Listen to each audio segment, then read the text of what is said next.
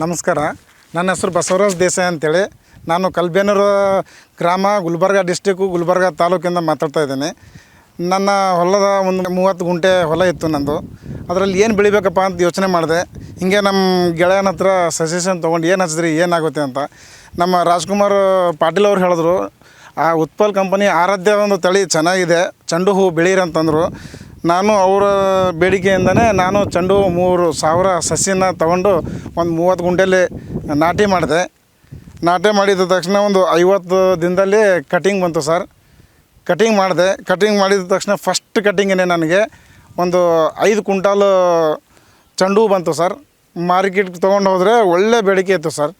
First preference ನನ್ನ ಚೆಂಡು ಕೊಡ್ತಾಯಿದ್ರು. ಒಳ್ಳೆಯ ಒಂದು 100 ರೂಪೀಸ್ ಕೆ ಜಿ ಅಂತಲೇ ಹೋಯ್ತು ಸ್ಟಾರ್ಟಿಂಗ್ ನಮ್ಮದು. ಅದು ಆದಮೇಲೆ ಇವಾಗ ಇದು ರೋಗ ಬೇರೆ ತಳಿಗಿನ ಈ ತಳಿಗೆ ರೋಗ ಸ್ವಲ್ಪ ಕಮ್ಮಿ ಇದೆ.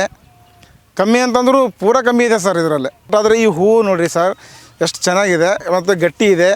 ವೆಯ್ಟು ಹಂಗೆ ಇದೆ ಸರ್. ಇದು ತೆರಾ0 ಪಸ್ತಾಳಿಸ್ ಅಂತ ಗೊಬ್ಬರ ಕೊಟ್ಟಿದ್ದೀನಿ. ವಾರದಲ್ಲಿ 2 ಸಾವಿರ ಕೊಟ್ಟಿದ್ದೀನಿ.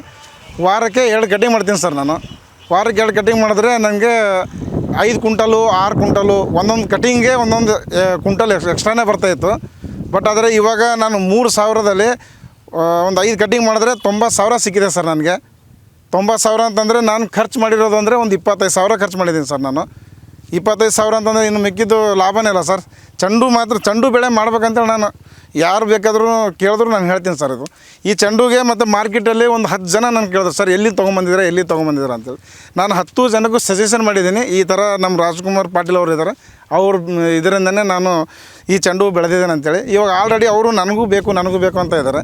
ಮಾರ್ಕೆಟಲ್ಲಿ ಇವಾಗ ನಾನು ತೊಗೊಂಡೋದ ತಕ್ಷಣವೇ ಕಾಟೆ ಆಗುತ್ತೆ ಸರ್. ಇದು ಏನಕ್ಕಂದರೆ ನೋಡೋಕ್ಕೆ ಚೆನ್ನಾಗಿದೆ, ಗಟ್ಟಿ ಇದೆ.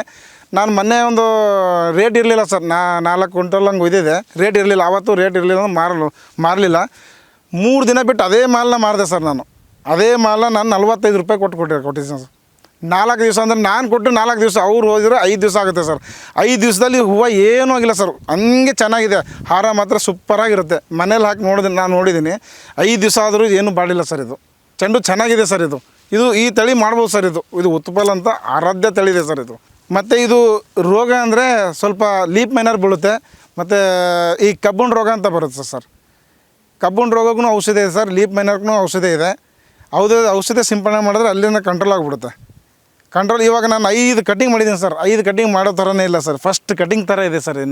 ಇಲ್ಲಿ ನೋಡಿ ಸರ್ ಯಾವ ಥರ ಇದೆ ಚೆಂಡು, ದಪ್ಪಗೆ ಗುಂಡಿಗೆ ಇದೆ ಸರ್. ಇದು 5 ಕಟಿಂಗ್ ಅಂದರೆ ಸುಮಾರು ಯಾರೂ ನಂಬಂಗಿಲ್ಲ ಸರ್. ಇದು ಇನ್ನೂ ನನಗೆ ಒಂದು 5 ಕಟಿಂಗ್ ಬರುತ್ತೆ ಸರ್. 5 ಕಟಿಂಗಲ್ಲಿ ಸುಮಾರು ಇನ್ನೊಂದು ಲಕ್ಷ ಆಗ್ಬೋದು ಅಂತ ಅನಿಸಿಕೆ ಇದೆ ಸರ್ ನಂದು. ಮಾಡ್ಬೋದು ಸರ್.